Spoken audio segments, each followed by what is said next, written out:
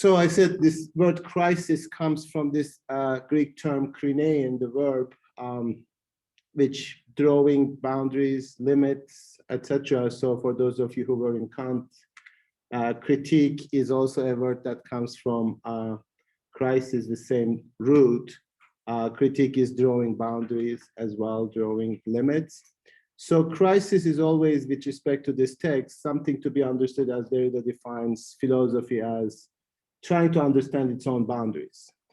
What kinds of questions are philosophical? What kinds of questions aren't? And we encounter this, of course, because we seem to ask questions in a sort of neutral way. We say like, what is this? What is that, etc. But we don't pay attention in what sense that question is asked. In fact, I would go as far as to say you can ask the same question that might be a appearing factual question, but it might be posed philosophically. So that's the kind of issue in philosophy. Like, for example, when you say, what is nature? Now, you won't ask that question to a physicist. And if you do, what kind of answer will you get? If they are honest, if they are brutally honest and self-critical. Yeah, well, that would be nice, actually, if they were to say that. But probably what they should say now is today, what I can measure. Because this is really what I consider to be building blocks of nature. Now, of course, when philosophy asks that question, it is asking both a conceptual, but also, with Hegel, a historical question. Namely, we cannot define what nature is. Is it locked? Somebody let her in. Sorry about that. We cannot answer or even try to understand that question without the way in which we define nature. Now, in science, they would say, well, we used to define nature that way. We were wrong. Now we are right. That creates a kind of crisis in sciences. I don't know whether you ever, in any natural science class, investigate the nature of that science. But they say there was Aristotle, then there was Galileo, Newton, and then Einstein. Those are like the various ways in which we understand nature differently. And of course, Aristotle was wrong. And Newton was kind of wrong, but we still keep him because he's okay for our calculations. But in principle, he's not really with respect. But then why is Newton wrong? Like his conception of space and time are absolute in a way that is not compatible with the relativity, but it really doesn't make much of a difference for science. Like, you know, I can still calculate certain things. I can still operate with those assumptions. But philosophically, the way in which we understand nature contributes to that relationship. And that's really the key difference. Nature is not something out there. It's something there we can like learn as an object. But as with Hegel, we understand it as in terms of a constitution of a relationship between human consciousness and the external world. When you put it that way, then our historical understanding is not just false in the past, but it is constitutive of the way in which we understand it today. So when philosophy raises these questions, then it says, this is a crisis. Like what is it for philosophy? What is philosophy? How do we ask this question? Why is that different? And there's always that concern about drawing boundaries. Like, is this inside? Is this a philosophical question? Because like some of you get frustrated and say, actually, I don't know whether it was some of you, it was maybe my daughter that I was talking this weekend. And she goes, I mean, isn't there like facts? Like she got mad and then she said like, aren't there like, yes, Caesar was born in blah, blah, and like Hitler died in blah, blah. These are historical facts. And I mean, if you go to the internet, you might find some conspiracy about them, but we tend to accept them as historical facts. But that's not a philosophical question. So truth in its philosophical sense is different than as people understand truth. So when we say T with a capital T, we are really talking about multiple ways in which we understand what truth means, what philosophical truth means, etc. So for crisis in philosophy is this attempt to constantly draw its boundaries. Now, what happens, of course, historically is certain domains of philosophy of nature, philosophy of psyche, I would say, unfortunately, is taken over by sciences. Now they are no longer within the domain of philosophy. Hence, that's a crisis. Is this a philosophical question anymore? So like, again, even when I make this gesture about going to a biology class and asking the question to a biologist, what is life? It's really incommensurate. We cannot really communicate with respect to that question. They are going to say, what does that even mean? Like, that's a stupid question. You can't answer that question. And it's like, why are you making my life miserable or trying to ask questions that are not constitutive of what I'm doing? So the philosophical insight is that, and I keep saying that to students in every class, just because you do not raise certain questions doesn't mean you are not operating with answers to those questions. Namely, you might not raise that question as a biologist. You might never have that crisis, but you still answer that question implicitly with respect to your research. You make assumptions about what life is. And if you spell it out explicitly, you are getting into the domain of philosophical reflection. And in other disciplines, that's understood as methodology sometimes conceptual questions, sometimes, I don't know, like background or something like that. So now crisis, that's the question of what philosophy is constantly a question for philosophy.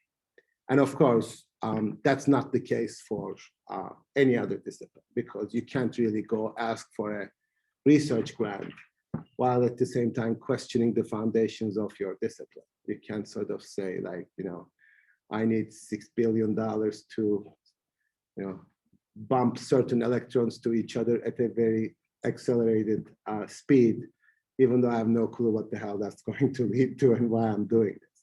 So you can't have that kind of reflection in other disciplines, the way in which they are institutionally constituted. But what happens with Derrida is that he seems to think, at least imply, that that domain of philosophy, that asking of questions of philosophy, is potentially problematic. Namely, it tries to rule, navigate, somehow dominate all the other disciplines. Now, I'm not sure whether I agree with that, but we should sort of take that possibility as something that we need to reflect upon. That's the crisis of a crisis, in the sense that a lot of people today might think that, including some allegedly smart scientists, claim that, oh, philosophy is not necessary. It is not. And I take that point actually not as a sort of personal attack or a professional attack, but a certain display of a gesture. Namely, we can answer, they believe, philosophical questions scientifically, or they are not necessary, or we can't not even raise them. I mean, depending on their perspective, they are either unnecessary nor like need either unnecessary or relevant. Like it really doesn't change anything what we do, which again, I tried to explain that to Claudia last time. It's like the fact that it is unnecessary, I don't want to argue that it is necessary. I want to claim like, yeah, it is unnecessary, maybe depending on what you consider to be necessary. As a good philosopher, you should never say like yes and no, because it really depends on what you understand by necessity. Like necessity for survival, necessity of curing disease, necessity for prolonging your life another 10 years. I don't know, like that's the kind of question of necessity that might be relativized to the paradigm that you are asking. But that definitely leads to a crisis of crisis. Namely, now we need to be critical about that crisis. Like, why is philosophy constantly trying to be this sort of dominant discourse in trying to affect or define other domains of knowledge? Again, I'm kind of ambiguous. I like this term now after Hegel using the term ambiguous. I'm ambiguous with respect to that issue too, namely, you can say philosophy might stop doing that. But that philosophical attitude, that kind of domination, that kind of imperialist gesture already exists within each discipline. And they would not even raise that question in terms of a possible imperialist gesture. Philosophers do that. In other disciplines, they operate with that. Now you can say, why do you call it an imperialist tendency if people say that their discourses are universal? They believe they are universal. We all operate that physics in Richmond, Indiana is going to be exactly the same in physics in Cambridge, Massachusetts, or Cambridge, England. That's the same discourse.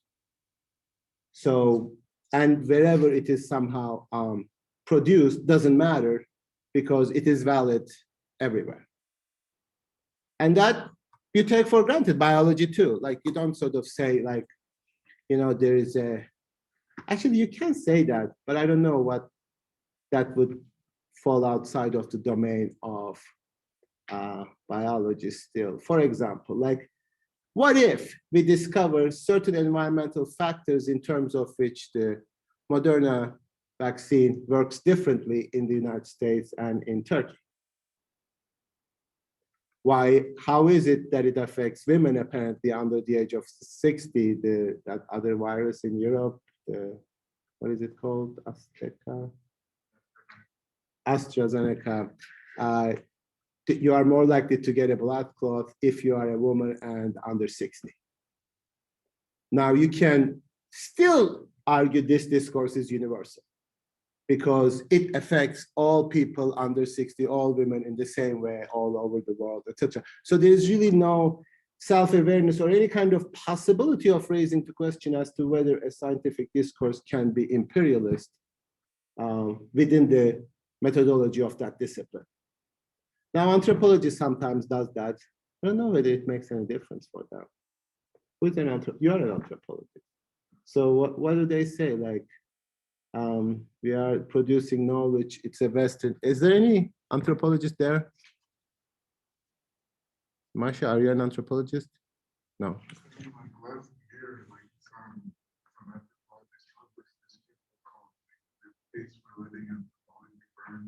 Letting anthropology burn. That's a great idea.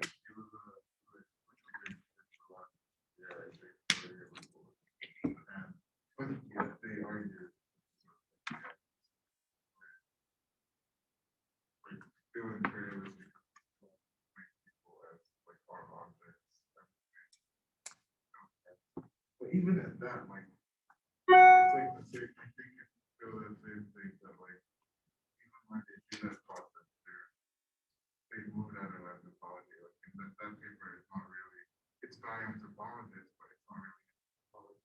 So, like, they get that. Okay, I know you didn't hear that. I'll repeat that. I mean, I can never hear Daniel anyway. So certain anthropologists argued that burn anthropology because it is a fundamentally imperialist discipline. But Daniel was making the case that they are still, maybe the language itself is not anthropological, but it's different. So, and every discipline that says that you should burn it, I think that's a good start. That's a good sort of indication of their critical reflection on their own boundaries. I think that's, to me, conceptually a good beginning, at least.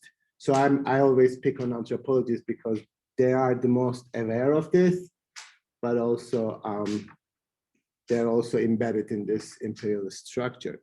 So then the implication of this for Derrida is that what he considers the crisis of crisis.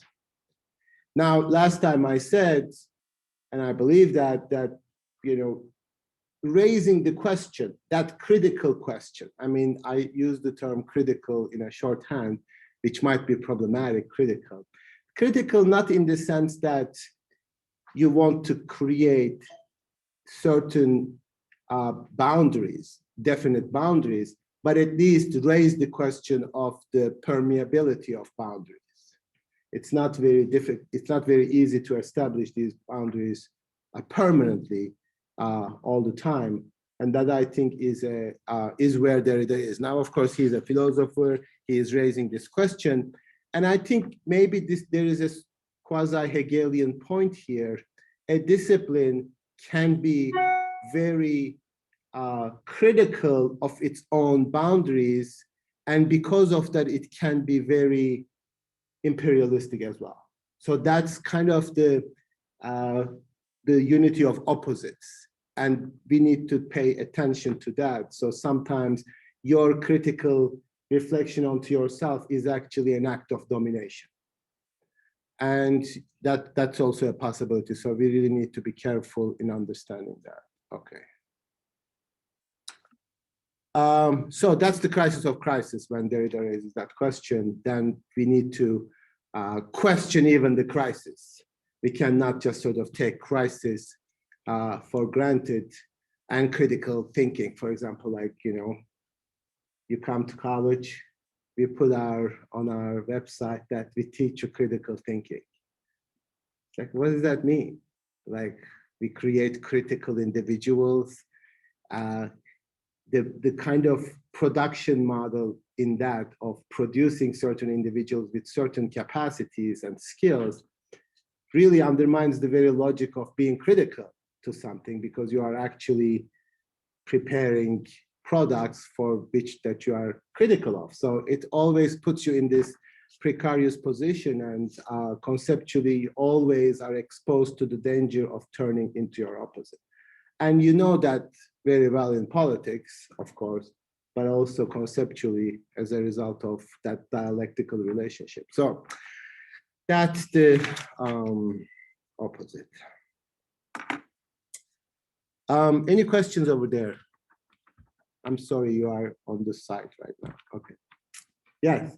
Yeah, so like, I'll explain Daniel's questions once. Yeah. so I'm just thinking, like, part of what Darren is trying to do then, sort of like, how, like, this, like, there's different, like, thinking different about position is one of them, I guess, or without computational model of different, and then, so it's like this, like, the danger of questioning, sort of part of that, like, how questioning without, like, domination almost, how can someone be, like, being self-critical without reproducing authority, like, because even like with the example I gave of that paper, like, it still sort of reasserts the authority of like whole radical anthropologist, and so like anthropology is like this radical, but it's like really, really self-critical, and so it's like, yeah, that's the possibility, like it's part of what he's gesturing at almost as like this possibility of how can you be self-critical without sort of like reestablishing your own authority again, and then how do we question without domination, and what that would probably mean for philosophy, I guess, if you can't be this like sort of like imperialist gesture in questioning what does that mean? Yeah.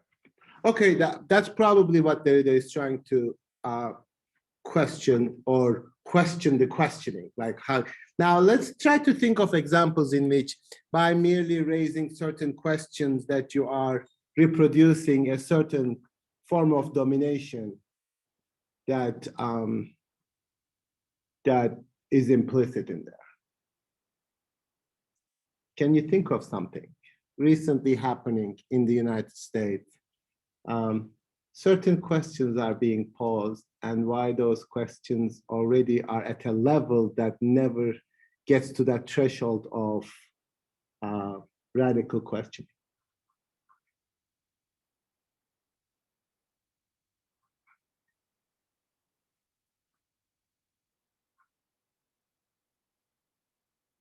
So maybe an example, a concrete situation might help to, like,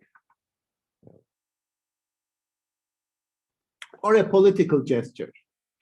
A political gesture questioning the justice in the United States today, for example.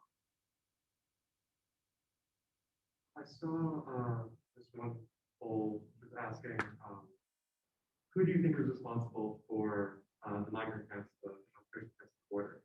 Do what for what? Like, who is responsible for the concentration camps at the U.S. Mexico border? Oh, And it was like, this percentage of Americans now think Biden is responsible. But that's still asking, like, it's like individuals. It's sort of within that framework of, oh, it's individuals who are responsible for this and not broader systemic things.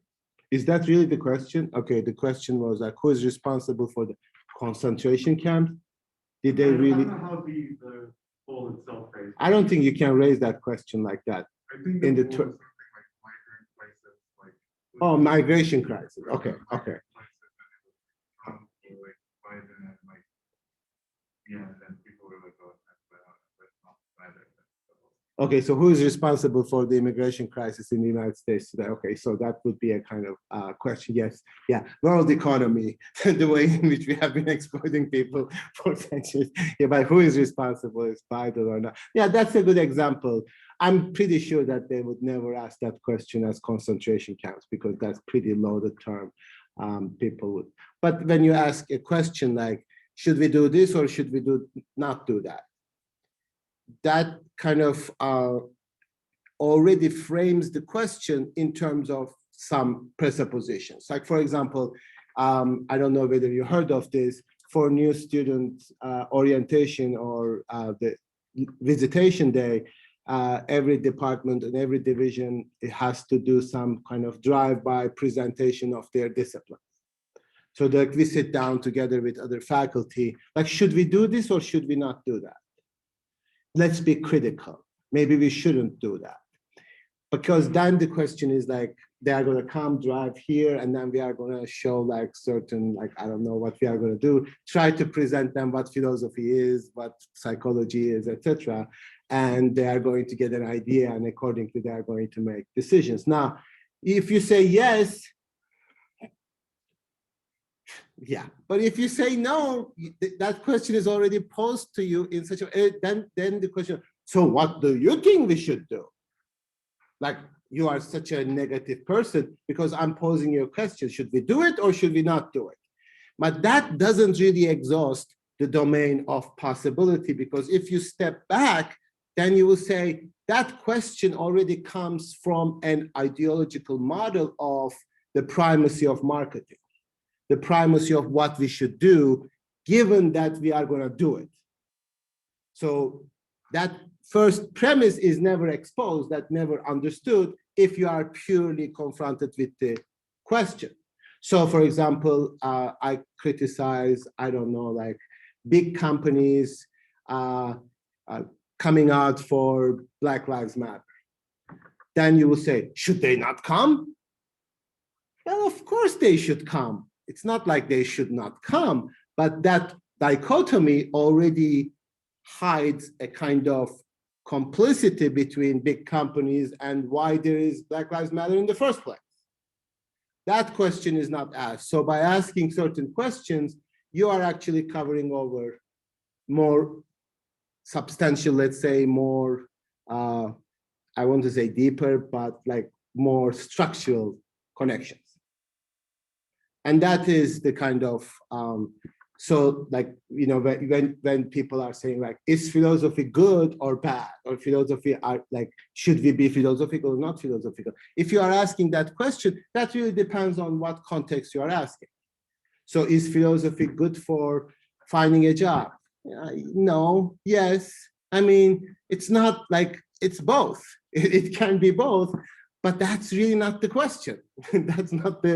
That's not what helps you to understand what philosophy is. So when somebody decides to major in philosophy on the expectation that they are going to have a good career in marketing, that's misleading.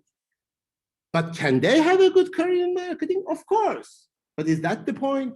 No. And that's the same kind of issue with respect to the relation of how we understand philosophy. And that's kind of Claudia's, you and I had this thing last time. Do you want to consider that philosophy? If you consider philosophy to be something good, then you are going to say yes. But if you are critical of philosophy for being the foundation of Western imperialism, then you want to You don't want to associate with that, and you want to separate other cultures from that. Now, so here Derrida, as I said last time, tries to connect decolonization as a process with deconstruction. And I explained briefly as Masha's question, how deconstruction as a strategy works. So the first step then, if we understand deconstruction applied to decolonization, is that there is really no such thing as Western identity that creates itself in and of itself. That's a myth. That is the myth of domination. So first, you need to understand the fact that identity creation always takes relationally, and it always, over history, but also conceptually, took place in relation to the non-West. That's the first stage. Now, does that privilege the Orient? Does that privilege the non-Western? And Derrida's point is, no, it really undermines the dichotomy and the pure binary opposition between the West and the East. That's the process of decolonization. Decolonization does not mean that, oh, the colonized are as good or even better than the colonizer. And we catch this dichotomy, we will read from the text more specifically in terms of nationalism. Like, we sort of believe like nationalism is problematic, but my nationalism is better than yours. It's always the case. And you understand the paradox of that, right? So it's like, oh, I'm proud to be an American. Like, okay, can you be a proud Japanese then? Sure. So then, is my pride in being American opposed to being proud in Japan? Yes and no, it's the same structure, but it makes it impossible to overcome this kind of dichotomy because, and you would almost even say like, the more powerful your nation, the more critical you can be of it too. That's the other aspect of it. That's the problematic aspect of it. Like, because, I, as a Turk, would say, of course, I have a right to be more Turkish because Turks are always kind of pushed to be a second-class citizens in the world, but other nations already benefited from the privileges of being national. It's now my time to, take the privileges of nationalism. And I think politically, this might make sense depending on where you are talking. I mean, I won't say it here, but I might say it differently in Turkey, etc. It might be different, but conceptually, it doesn't make any sense. Conceptually, you are not any more justified than anybody else in your nationalism. And this is what decolonization took place historically, and everybody says, once you grant your national independence, then you are decolonized. Well, of course not.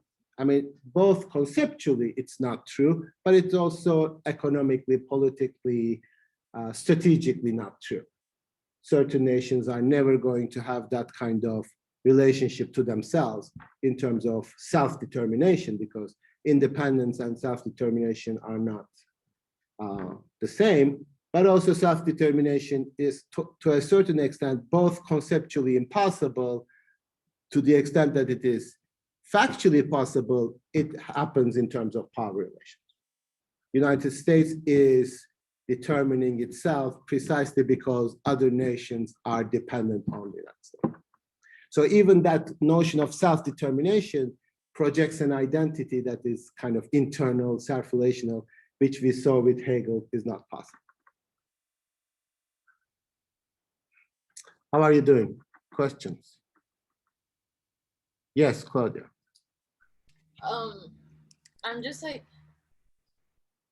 I understand like the idea of like, yes, people might think that after you're done like being colonized, like, and the process of you not having like a colonizer would be the like maybe decolonizing, but then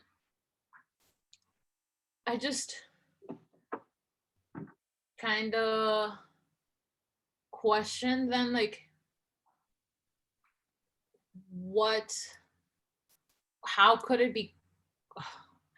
Okay, here I go with the naming of things again, but just like, how could we identify that and like just like the idea also of like being proud of your like your nationality, and like the process of nationality as like nationalism as like you embracing your identity. um how can that like be a little bit in my eyes like a little bit more positive and less dependent of like, yeah, you still are kind of colonized even when you think you have been decolonized. I don't know if that makes sense. Well, okay, I'm not sure I'm understanding your question correctly, because by exposing the conceptual difficulty in nationalism, I don't mean to dismiss Okay. nationalism as all nationalism are equal or something. Or, but of course, there's a certain positional, strategic difference between nationalism of a powerful nation as opposed to nationalism of not as powerful nation. Because the first one is more domination, colonial, imperialist, strategically speaking, and the other one might be more liberatory. You are trying to break free from that relationship. So it's not, it might be understood in terms of this master-slave dialectic, right? So all I'm saying is, when we make judgments like that, we need to be aware of the transient nature of those judgments and potentially problematic nature of these judgments. Because in some of your questions, not you personally, of course, but in certain questions, I sense that that question is supposed to finish the process of thinking. Like, give me an answer. Then I would stop thinking. Then I try to stay away from those, because with judgment, we finish the question. We say, this nationalism is good, this nationalism is bad, I'm done, let's go home. All I'm saying is that whenever you pose a question like that, you are exposing yourself into both possibilities. So it might be a initially positive articulation, like I'm sort of, when I'm growing up, I'm thinking like, we Turks, we have been oppressed and colonized, like not really exactly, but kind of colonized. So my nationalism is a kind of positive resistance. But then I realized, oh, in the process, historically, this screwed up a bunch of other people in creating that identity. So now I look at myself differently than seeing myself in this ethically superior position, morally superior position, because my constitution of identity was equally problematic. So again, we are always going to ask these questions conceptually, yet in concrete situations. And I think that's what happens with Hegel. Like, yes, they both had the same conceptual problem, but not in the same way, not uniformly, because of their relative position.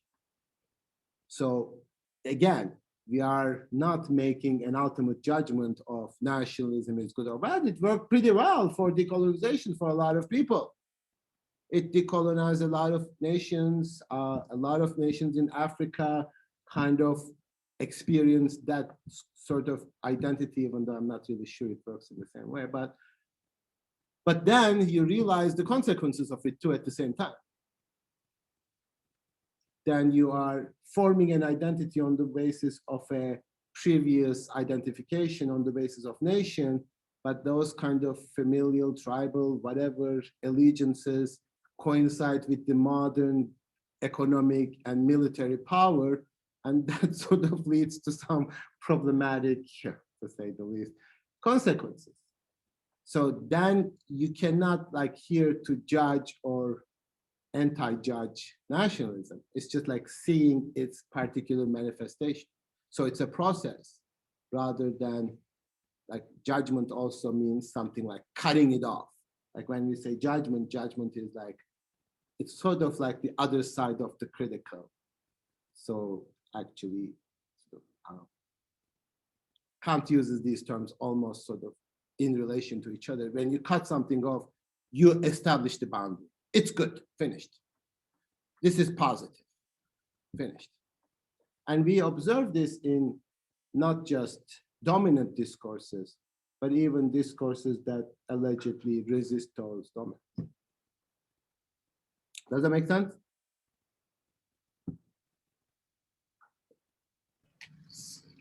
So sorry.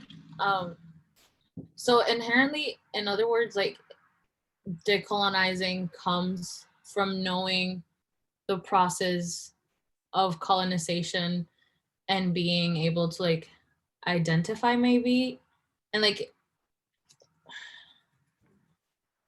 through identification of the like that process like of colonization, you're able to like maybe detach from that and be able to like maybe find decolonization through that aspect. I mean, I don't know, of course. I mean, this is what Derrida seems to be suggesting. The kind of, at least this idea that it is interminable, in like continuous.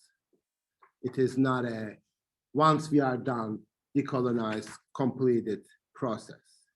So that's on page 103, when he says interminable.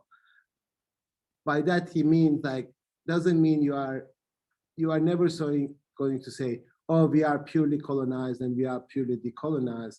It's always trying to understand the movement within those, in a sense that maybe even that opposition doesn't make sense. Now we use the terms, of course, strategically in order to communicate a kind of state of being, state of economy, state of politics, but ultimately we need to be aware of the ambiguous nature of their designation. So he says, page 102,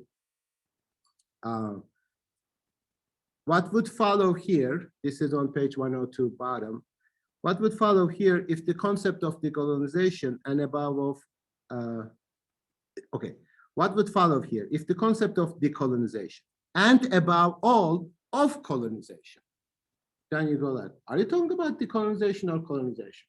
What are you talking about? And he wants to say something like, maybe from a deconstructive perspective, they refer one on the same phenomenon.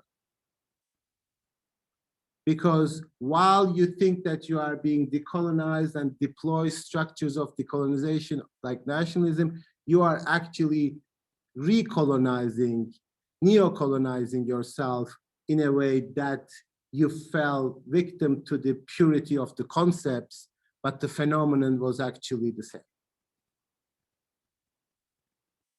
Blessed, you are shaking your head. I guess it speaks to a kind of understanding or experience or something that clicks in your mind or something. No, I'm just like understanding. I'm like understanding what you're saying, and I'm seeing it. I was struggling to really like picture the concept of both of them, but now like when you were speaking, I was getting it. Well, I give the example of Turkey again, because to me, the safest one, only Mehmet Ali can really question me in this. Like Turkey has this notion of independence, like the British, French and Greek armies occupied Turkey, and then we work for our independence and we are getting rid of this Ottoman legacy. There is this discourse of independence. But how do you achieve that independence? Ironically, in the case of Turkey, very obvious, is like being more Western.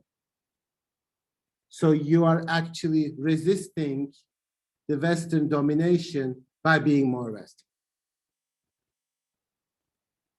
Because you think Western domination was because were the other of the West in terms of Islam and like more traditional organization of society, etc. If we become more modernized, more Westernized, we are going to be more independent. Now, of course, it's both true and profoundly false, precisely because you are becoming that which you are resisting. And you make your economy, your language, your civil law, etc., all dependent on a Western perspective model. And you are always going to be relatively inferior to that process of Westernization, because they already became Westernized, like as if like there are these kind of Western identities like the German and the British and the Swiss, etc. And then we are trying to be like that, but we are doing it in order to be free. So this is the paradox of how decolonization might appear to be a continuation of colonization, and in fact, neo-colonization, that you are trying to affirm the superiority of a certain way of existing in the world.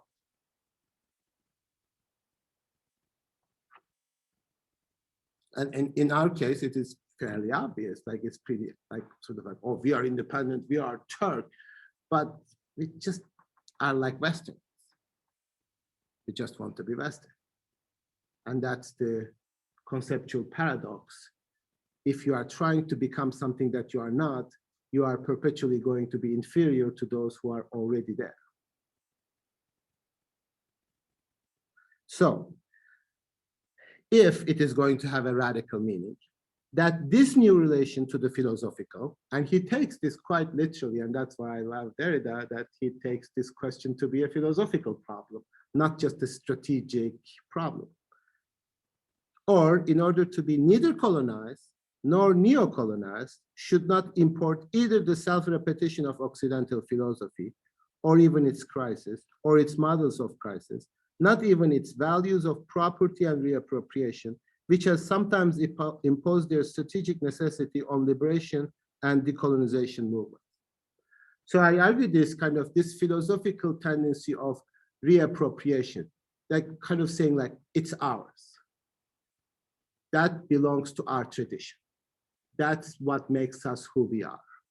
And this is sort of like in the United States, for example, like this constant invocation of this Judeo-Christian, we are a Judeo-Christian nation, which means like that belongs to us. Like you are actually neither Jewish nor Christian.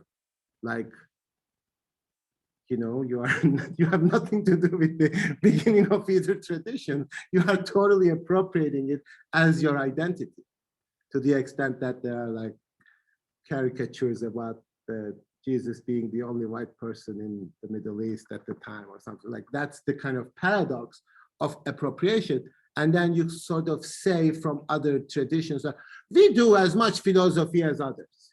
It's like, why? What is your obsession to do as much philosophy if you are from India, China, Turkey, whatever? Like, what is this desire to appropriate? Like, I want to be doing philosophy too. I'm not less than you. I can think philosophically too.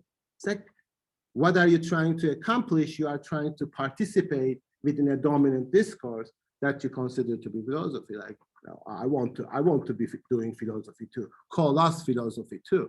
Like, don't call us philosophy. I don't care. I mean, who decided that philosophy is such a great thing?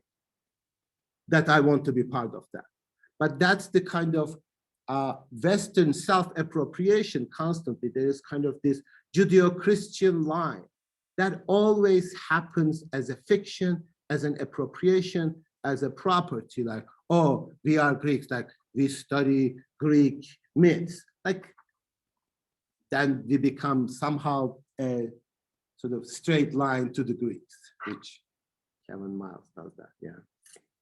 If I'm understanding that particular about not becoming colonized or decolonized. So in order to not be decolonized in any way, do you have to come to like philosophical crises on your own, like I see and everyone else?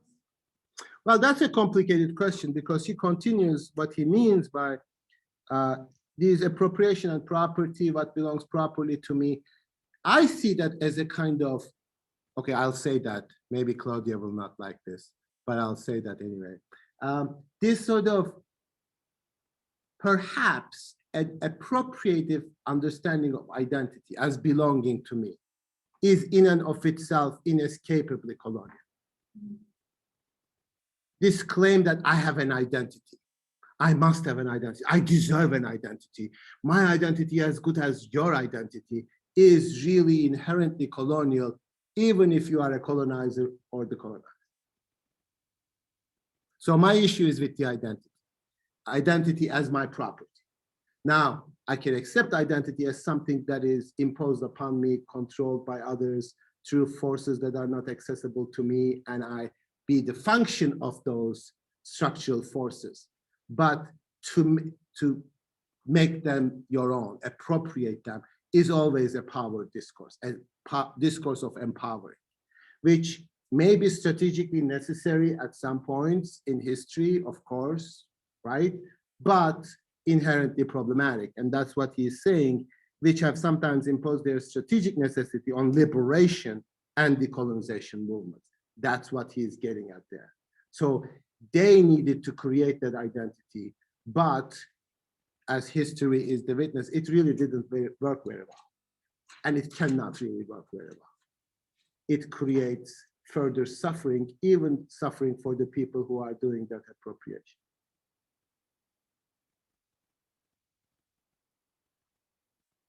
Yes.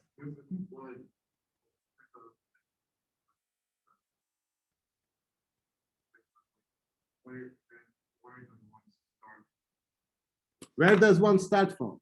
Yeah,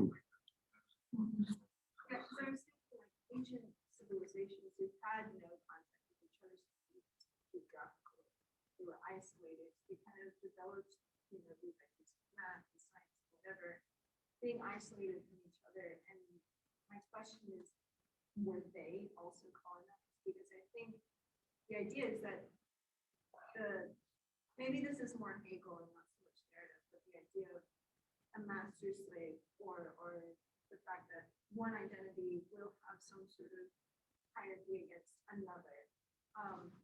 That seems to be just kind of like an inherent thing, like there were tribes that were different or whatever. There's a social structure that created these sort of power dynamics, even if it was within kind of like the same group of people. So I don't know, like. Are you asking whether it is possible to create an identity without relation because in ancient times there were less interaction? Not necessarily. Okay. I think it's for the question like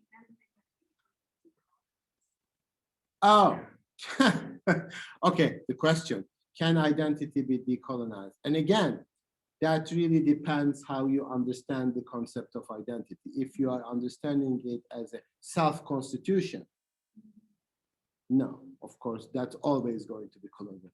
But identity as a kind of relationship to the other, that's a different question.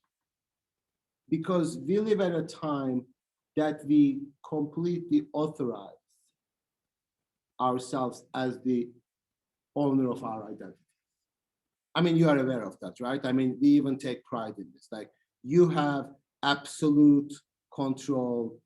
Well, you don't, but you should. At least that's the sort of ethical injunction. You should have absolute control over your identity. And to me, that might appear to be liberating for some, but conceptually, it always victimizes the other.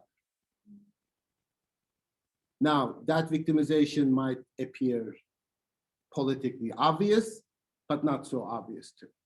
Now, for that, we really need to drop this kind of, for the lack of a better word, I call this sort of intersectionality model, because we are always trying to understand the power relations from the perspective of the powerful. And we want to emulate, become the powerful. You define your identity, Esther. I want to do that too. I want to be just like you, even though your identity might be constructed by exclusion and enslavement of my identity. I want that too. Now, what that does is, my model is always the paradigmatic power of self-relation of the European model. But then when you are looking at the way in which historically the colonized, for example, constructed their identity, you see that in the decolonization process, that they both reproduced in their opposition, reproduced the very same gestures of that model of that belonged to the master. So like I did the same thing, not to you maybe, I couldn't do that historically, but to someone else. And that's how I see myself. Then you don't have this sort of purely power or purely powerless perspective. You always see power in relation to each other, in relation to the other. So like in one sense, like, yeah, I may be from the third world, but I'm a male and I am with one form of set of relationships. And I don't even want to call that identity. I want to call that different set of relationships. We are subjected to different set of relationships differently as a self-consciousness, rather than appropriating it as my identity. To me, being a male is not something that is inherent in my body or exist or something like that. It is a different set of relationships, different. And I know that because it is completely different here than it is in Turkey, than I'm in other parts of the world. It doesn't play out itself differently. So then I was like, oh, I'm having an identity crisis. No, I'm not having an identity crisis. I'm having different set of relationships with different people. I'm not having an identity crisis as a man. That's ridiculous. I'm having a crisis of having different set of relationships with different people at different times. I'm not the same Turk at all that I am in Europe, that I'm here. And you know that when you go abroad, you'll have your identity crisis. You are not the same American that you are in Europe or in Asia or wherever. It just doesn't make any sense to even like, so that as a property I carry to different places, then it would be a kind of a DNA and everybody look at it and see it in the same way. It's not. It's not something that I control and even I desire to control. That sort of gives me a kind of thirst or desire for power, that I want to control my identity. It's like, you know, I don't want to control it, because that's a process of identification more than anything else. And it is kind of liberating. So no, maybe identity is always colonial in that particular sense. Yes.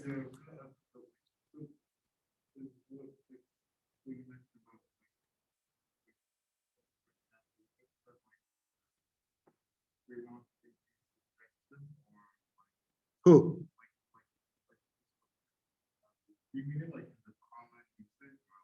Common usage. I don't mean like sort of theory, like sort of, I'm not talking about like, you know, Crenshaw or something. I'm talking about people throwing the term around like intersectionality. Yeah.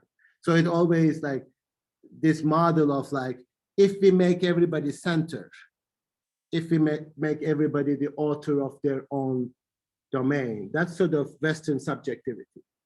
And this is what we are sort of, I'm characterizing that in order to contrast what is happening here. So I don't want to, I mean, sometimes it's necessary. Sometimes I even do it. So it's fine. And you want to make the other faculty members feel bad about themselves, which they should. So. Yes, we can take a break. It is 2 o'clock. So like 10 minutes. Okay. So we are really reviewing what we did last time. That section that I read is really, we discussed it already, but just want to reformulate that in terms of something like nationalism, for example. And we are going to talk about that. Now, you also need to think about the context.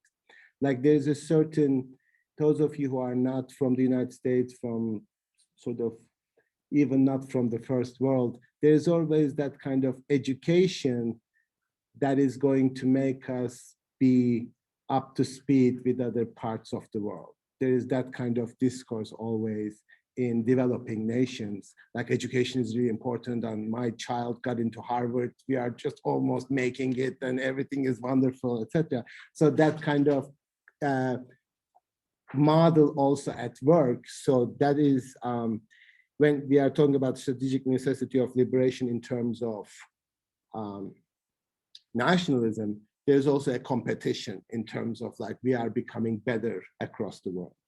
Now, his point, what he is trying to get at is that the very idea of importation or the opposed motive of non-importation, he believes belongs to the same logic. And I think that's really a Hegelian logic, the logic of the unity of the opposites, the logic that if you think that you are doing something, you might actually be doing the opposite because you are implied in a structure. So this I try to characterize in terms of this Turkish model, for example, when we are trying to liberate ourselves by becoming just like the one that we are being liberated from. And that kind of dichotomy, that kind of paradox, he believes shows that it belongs to the same logic.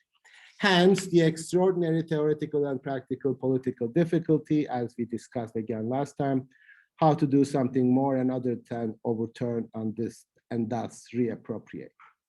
This more than critical. So he looks at this as a more than critical difficulty, because it is more than critical because you cannot simply draw the boundaries and you cannot simply say this is it and this is not that. That's what it is, why it is in the act of criticism, you're always exposing yourself to the very same gesture that you are criticizing. And that's really the difficulty. Is common to the movements of both deconstruction and decolonization. So he wants to somehow come to Africa and present himself as a thinker of decolonization because he is the thinker of deconstruction. That's Derrida's aim, right? For I believe in a word, I'm not going to say more about like him being from Algeria and colonizer, blah, blah. I mean, that's kind of tongue-in-cheek, etc. But if like philosophy and the deconstruction of the philosophical. Now, in one sentence, he is saying the deconstruction of the philosophical is philosophy. He says, if like philosophy and the deconstruction of the philosophical. I think that's, to me, a very admirable gesture, if it were true. I hope it's true, but that notion that philosophy always has to not just engage in a crisis and a criticism of itself, but it's also deconstruction of itself, namely questioning and dismantling the very power structure that it potentially creates. And I think among all the disciplines, I think philosophy is the only one that is capable of questioning in a radical way the very power structure that it creates. A certain type of philosophy, of course. I'm not saying every philosophy that is exercised in the West, but that to me is double-edged sword, because on the one hand, it might create another form of superiority, etc. But that philosophical is really not possible to be appropriated by any culture. That is not a sort of appropriatable gesture, in the sense that, oh, only the West can deconstruct itself. Now, it's true, you need to know what you are criticizing, what you are deconstructing. In fact, you need to know what you are deconstructing better than those who are defending what you are deconstructing, to be able to do that. But still, that gesture, he claims, is philosophy itself. Therefore, you can go back to the Greek and say, no, philosophy doesn't belong to the Greeks, never really belonged to the Greeks. They claimed that it belonged to them, but it never, like Socrates is not Greek in a nationalist way. It is a gesture, a way of thinking that a culture cannot appropriate. So I've been thinking a lot about progress in whatever sense, and there's also definitions. Progress, yes. Progress. And I'm kind of stuck. Progress is always going to be colonial, just based on what the definition of like some sort of forward movement, technological innovation, all these sorts of things. It always involves becoming better than another, becoming better than the previous, whatever. And so the efforts to like decolonize and deconstruct everything, like when you first say it seems like a sort of backwards thing. You've got to like take back or go underneath all of the foundations you've laid for yourself and realize, okay, what am I actually building my power structures on? But I always get caught up on, okay, so like you do that, but that's kind of, it has to be both like a continual process and is progress in whatever word or whatever definition possible. I guess is progress also able to be decolonized? Well, that's a good question. Okay, Blessed, you are next. Esther was asking about this notion of progress, whether it is inevitably colonial, and as to whether we can think of ways in which, well, of course, that's hard because we live in a political context of surrounding ourselves or even becoming progressives. So when you are progressive and you take pride in being progressive as opposed to, I suppose, conservative, then you are caught up in that dichotomy. Now, I would say against that, like, don't caught up in categories. Mm-hmm. Don't get caught up in terms of being progressive or being reactive or conservative, etc., because progress can be very conservative, because depending on the structure of the progress.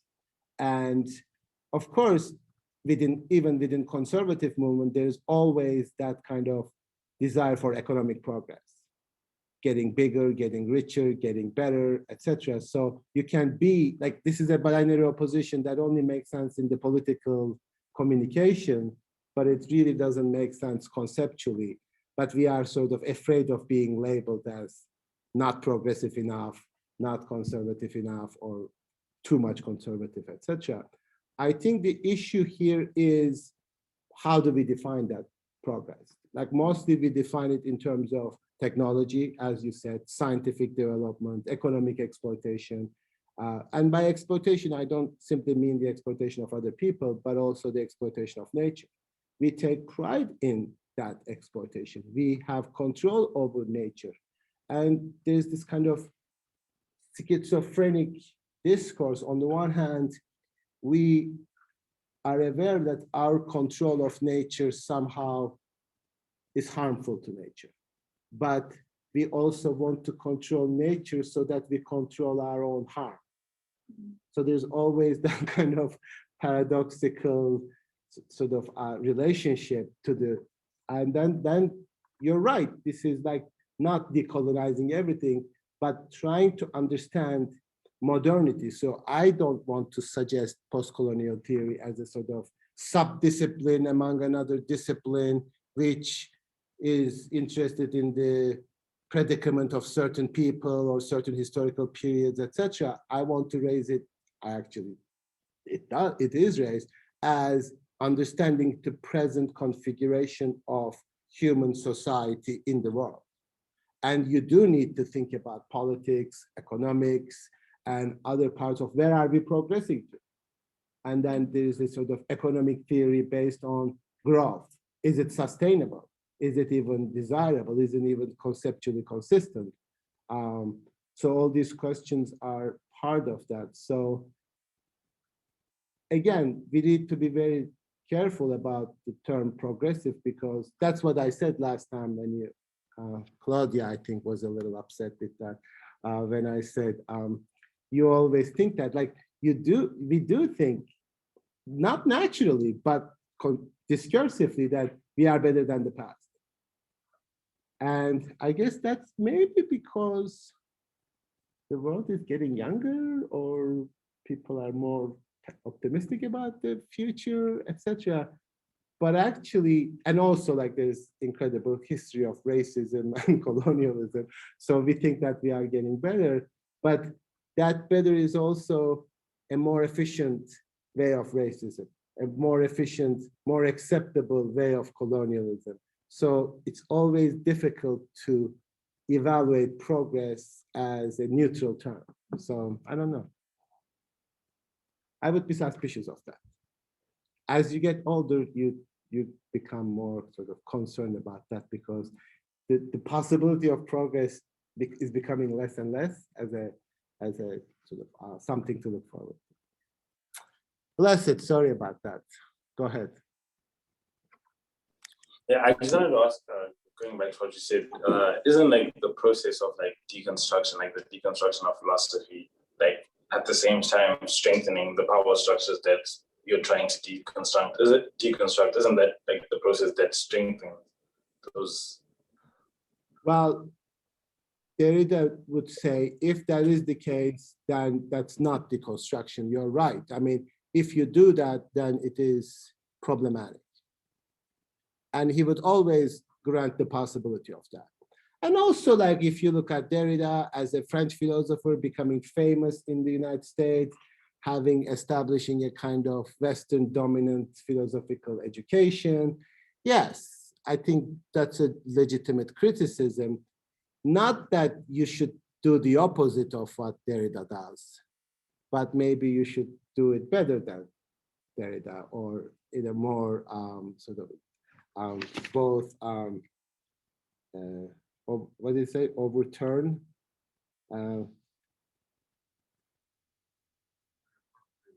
Yes. So not reappropriate, but do it in the same, like more true to the spirit of that gesture. So I don't know, but you are absolutely right. And that's why I give him our time when he says like, I was born in Algeria, therefore I don't know whether I'm colonized and colonized. You are colonized. Yeah, I mean, you pretty much took part in that colonizing gesture, both as a person, but also the construction itself as a discourse was appropriated by Western scholars as if it belongs to them. Like it's us. I mean, that's really the kind of like what really annoys me more than anything else is that like you come to a Western institution, we do Derrida here.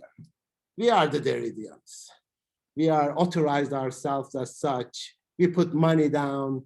We organize conferences. We dominate this discourse. And we tell what it is. That's true. And like, you know, that's like, and then sort of like, oh, if there is decolonization to be done, oh, we know how to do it. We are the experts on this. We can do it the best.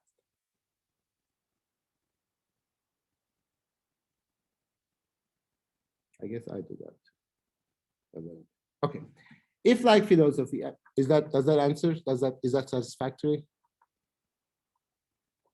Yeah, I mean, of course, it's not satisfactory, but I'm telling you are right. So if like philosophy and the construction of the philosophical, this is on page 102, is interminable, namely, you can not at any given point, you are going to say, okay, we are decolonized, it's fine, we found justice, everything is great, the world is equal, etc. It is because it cannot be effective either as a mode of reappropriation or a simple mode of opposition or overturn. And I would sort of take that as a kind of more like a, maybe not a theoretical position, but a kind of attitude in life. Like in the sense that, you know, I guess there is this certain satisfaction in opposing certain things, like getting outraged and being completely like angry at it and like push back at it, etc. And in a bizarre way, it kind of connects you to what you oppose in a deeper way. And that paradox is, of course, I don't know whether you experienced that during the Trump administration years, like everybody hated him, but that's how we defined ourselves, as the one we hated. Like, and people are constantly talking about it and nothing else. And it's like, that's sort of like you define your leftism in terms of not being Trumpian fascist. And there is no other discussion like that. There's really not even a kind of progressive discourse anymore, even, because the whole thing was like being opposed to that. And I think that's a very dangerous sort of structure, because it not only sort of excludes you, but your exclusion is defined by that which excludes you. And you found your identity in terms of that exclusion. And then so you have this partial stereotypical identity. So there is not one deconstruction. You can do this in multiple ways, blah, blah. Okay, now the new stuff, 103. One of the European aspects of the crisis, if there is one, and if there is one, of course, there is not one. So he doesn't want to reduce it to oneness. So if there is one, no, there isn't one, fine. Derives from national differences.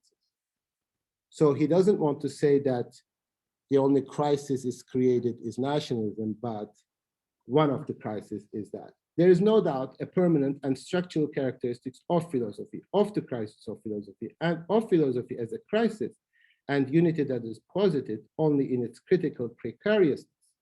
It is also true in Europe, as you know, the national differences do not match up rigorously with linguistic differences, no more so than with state differences. So this is sort of how you define nationalism. More and more we define it formally. Do you carry the passport? Do you belong to the state? But also in Germany, you cannot become a citizen unless you are of a certain national background in terms of ethnic affiliation, etc. But also German is spoken in Austria, Germany, etc. It's not like a linguistic difference. But obviously, I mean, that's pretty obvious, right? Like national differences do not correspond to linguistic differences. But to this multiplicity, whose interlacing I cannot attempt to disentangle here, correspond philosophical differences that are not limited only to questions of style, method, or even problematic field in the conventional and supposedly external sense of the term.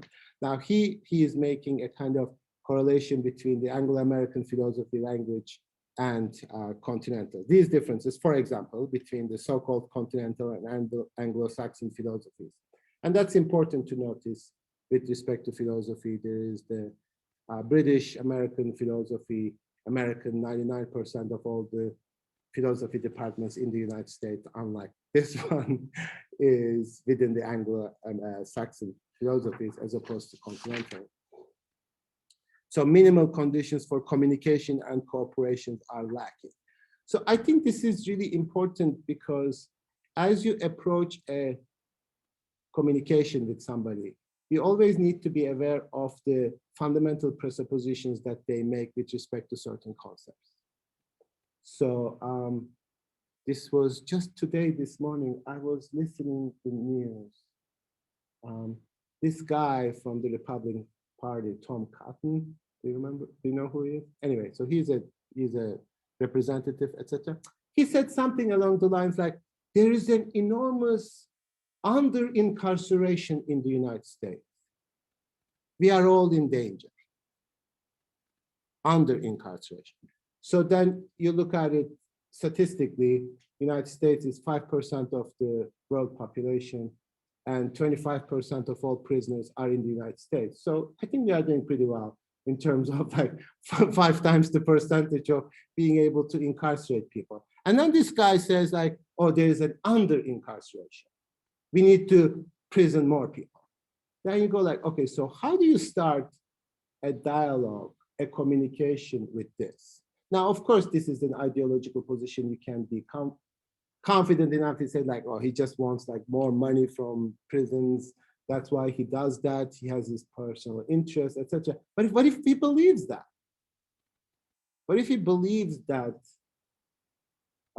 So the problem is like, even before you start speaking to someone genuinely, you really need to clear out a lot of conceptual political presuppositions. And that's really what happens in philosophy too. Like somebody says like, isn't there truth? Are you like questioning truth? What kind of a person are you? Okay.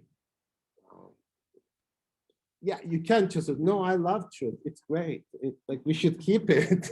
It's a wonderful thing. So like then you immediately have to sort of step back into these sort of presuppositions and to the extent try to clarify them.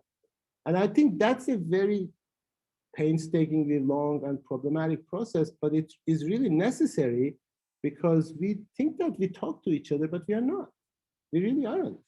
And that's not even just people from the opposite side of the political spectrum. Even ostensibly people from the same discipline, even people from the same institution, like Earlham College. Like, this is my personal stuff, inevitable nature of using labels.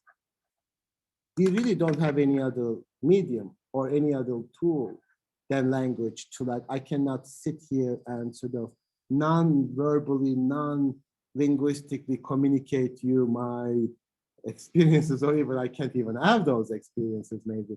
So yes, maybe there is a problem in language, but if the very formulation of that problem is itself also been in language, so you can't just appeal to something else and try to create a different mode of communication, right?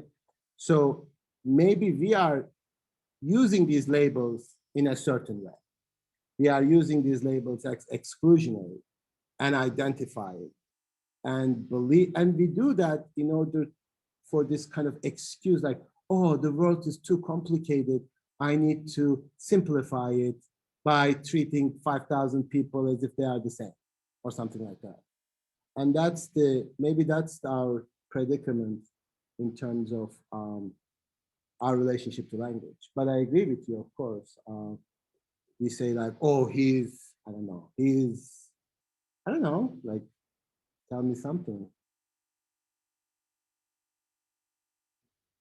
What is a problematic label? Give me one. I feel like, I don't know if this is like an example. Like when there's something that is particularly very Earlham, I don't know if like people, like I have even myself, like, oh, that's very Earlham of like them to do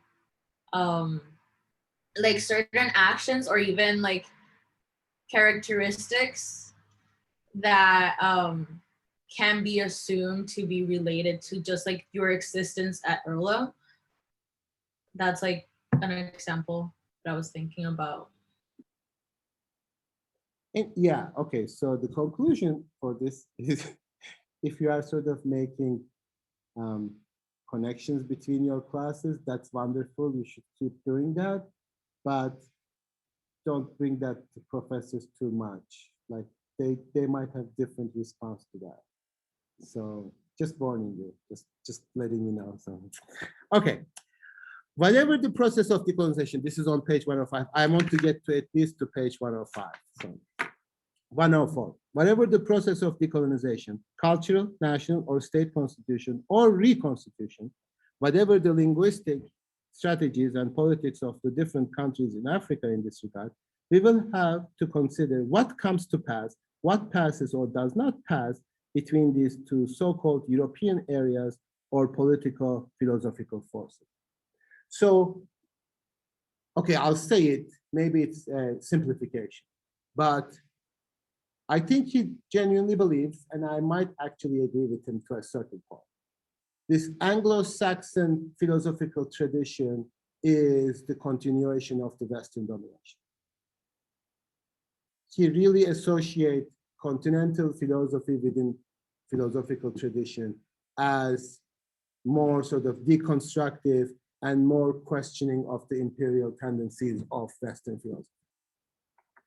And therefore, I mean, I obviously agree with him because that's what I do, that's what I chose to do.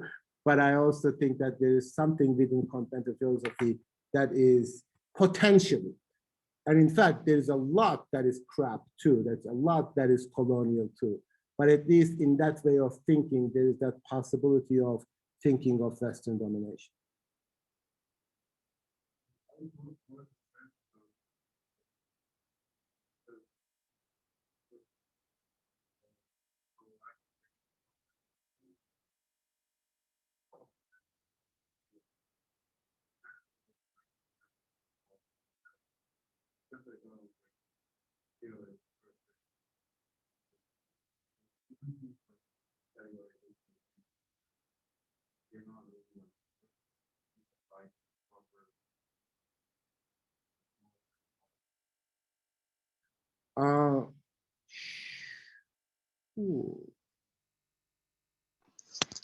Sorry, Farid, could you summarize Oh, what Daniel said?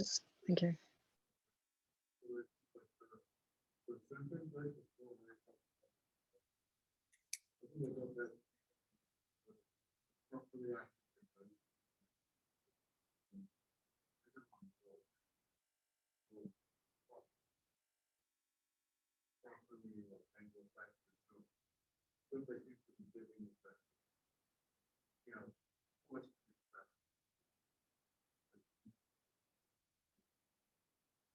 okay, let's not read that.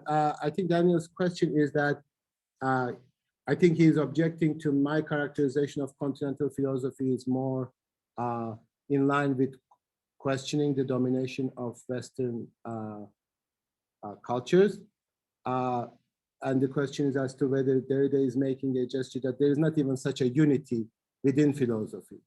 That division between Anglo-Saxon and continental might not even make sense, which I agree, but there are different texts, different styles, different modes, in different ways in which people do philosophy in the world today.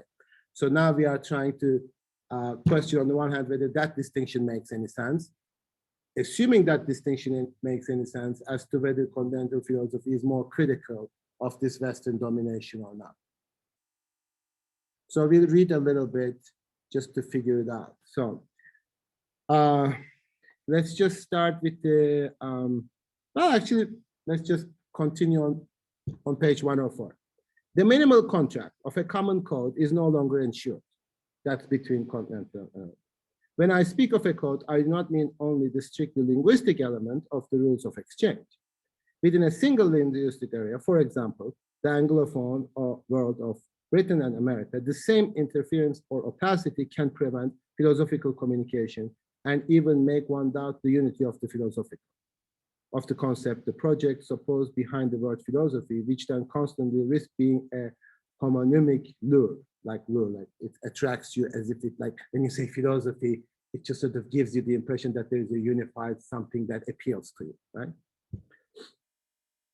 These two examples, the so-called continental, European or Anglo-Saxon idioms, impose themselves upon me because they intersect through all sorts of other overdetermination with what people would like to identify as the properly African givens of our problem, of a problem or problematicity that affects not only this or that content, the teaching of philosophy and philosophy of the development of science, but also the rigor and the unity of the properly African. So if you are assuming that there is a certain identity, you are going to carry that to, like, if you make the philosophical presupposition that labels have a unified totality, then you'll also make that with respect to Africa. It gives you the impression that when you say Africa, you are actually talking about something, which is very problematic, which is very much not true. You should actually not ever say, make statements about Africa, right? So whatever the process of decolonization, culture, national or state, so then we read that. Then I skipped. They have been and remain in many respects dominant. However, if the very unity of the philosophical appears this precarious and enigmatic because of differences, national or other, how is this crisis overdetermined in non-European cultural and political areas, one still marked, however, in one mode or another by these types of European philosophy? Now, okay, so there are multiple difficulties here. So there is the distinction between Anglo-Saxon and continental distinction within philosophy that questions the unity of philosophy.